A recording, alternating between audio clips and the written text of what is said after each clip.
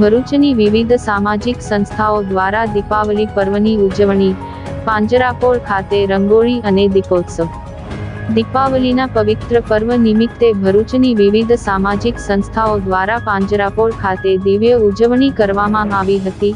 આ ઉજવણીમાં ભરૂચ પાંજરાપોળના ટ્રસ્ટીઓ, રમાગોવિંદ ચેરિટેબલ ટ્રસ્ટના હોદ્દેદારો, સંસ્કૃતિ સમાજ સંસ્થાનની બહેનો સહિતની અગ્રણી સંસ્થાઓના હોદ્દેદારો ઉત્સાહભેર ઉપસ્થિત રહ્યા હતા। ઉજવણીના ભાગરૂપે ભરૂચ પાંજરાપોળના પરિસરમાં સંસ્કૃતિ સમાજ સંસ્થાનની બહેનોએ વિવિધ રંગોળીઓ બનાવીને વાતાવરણને શોભાયમાન કર્યું હતું। ત્યારબાદ સૌએ સાથે મળીને દીપ પ્રગટાવીને દીપોત્સવના પર્વની પરંપરાગત રીતે ઉજવણી કરી હતી। આ પ્રસંગે માનવતા અને સેવાના ઉમદા ભાવ સાથે પાંજરાપોળના સ્ટાફને મીઠાઈ સહિતની ગિફ્ટ્સનું વિતરણ કરવામાં આવ્યું હતું, જેનાથી સ્ટાફના ચહેરા પર ખુશી છવાઈ હતી। ભરૂચની આ સામાજિક સંસ્થાઓએ એકસાથે આવીને દીપાવલીની ઉજવણી કરીને સમાજમાં એકતા અને સેવાનો સુંદર સંદેશો આપ્યો હતો।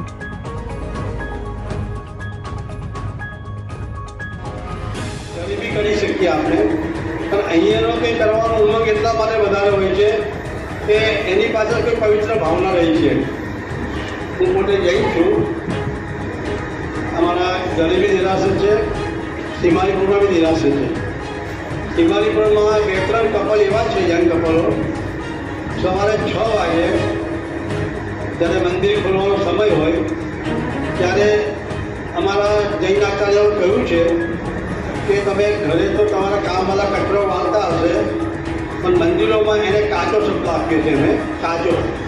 એટલે એ કાચો માણસો પાસે નહીં કરાવવાનો, એ પવિત્ર ભૂમિ છે, ભગવાનનો પ્રસાદ છે, ત્યાં તમારે જાતે જઈને એને કાચો લેવાનો છે। તો એક કન્ટિન્યુ કેટલા વર્ષોથી સવારે એક કપલ ત્યાં આવીને આ કાચો કાઢે છે, સુશોભિત બધું જ્યાં આમ તેમ કે ફરી હોય કચરો બી સાફ કરી દે છે।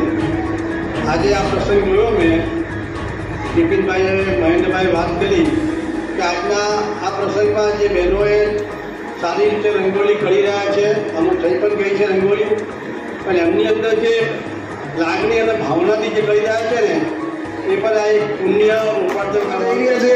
એટલે અમે સૌને વિનંતી કરીએ છીએ કે આ સંસ્થા કંઈ 5-6 ટ્રસ્ટીઓની કે આ 15-20 જણા કામ કરે છે એમની નથી।